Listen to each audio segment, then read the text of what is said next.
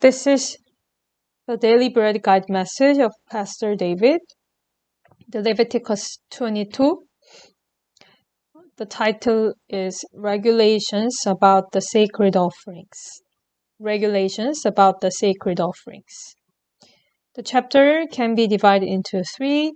First, verse 1 to 9, the priest and sacred offerings. The priest and sacred offerings. The second part, verse 10 to 16, the food of the priest, the food of the others. The food of the priest and the food of the others. And third, verse 17 to 33, the conditions to be the sacred offerings. The conditions to be the sacred offerings.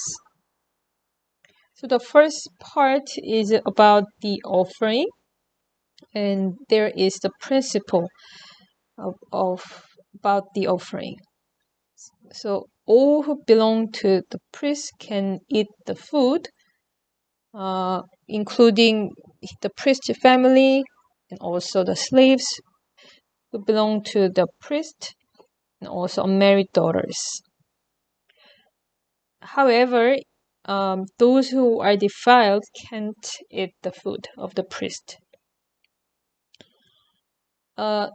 There is the story of David, who does not belong to the Levites.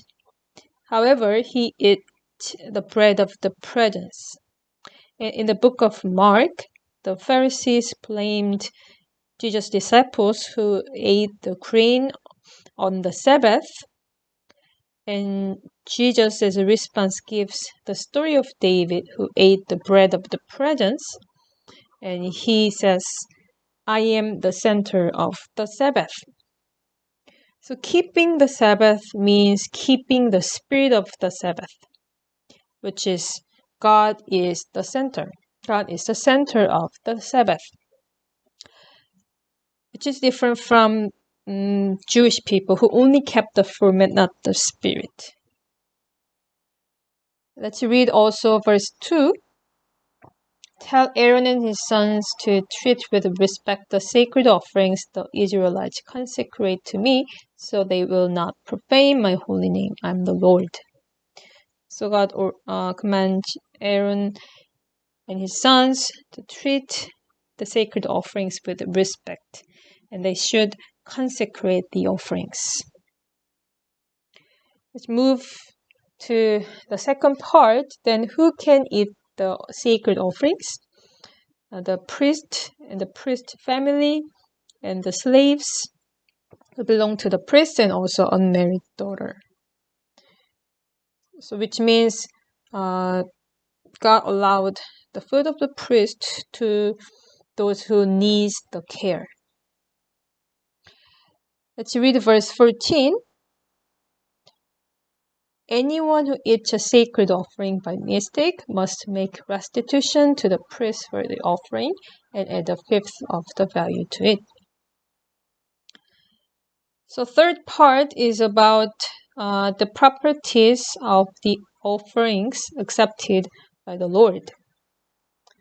So there are two properties. First is it should be sacred. It should be pure without any defect.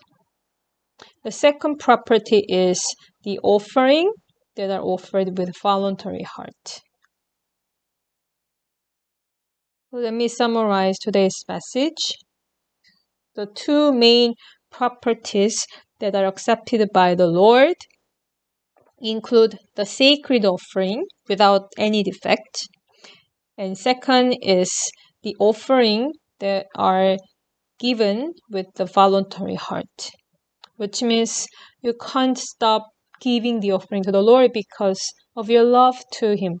You can't stop worshiping. You can't stop giving your thanksgiving to the Lord because of your voluntary heart, because you love the Lord. Such kind of heart is what pleases the Lord.